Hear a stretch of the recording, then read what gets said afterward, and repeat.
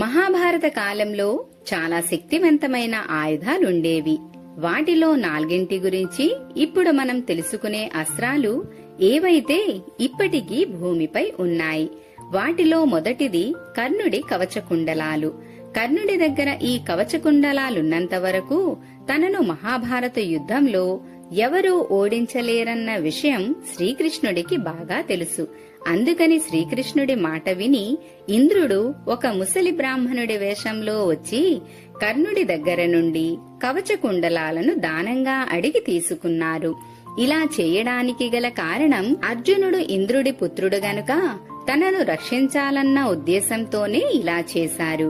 అయితే అతడు చేసే ఈ మోసపూరితమైన కార్యం వల్ల అతడు స్వర్గంలోనికి ప్రవేశించలేకపోయాడు.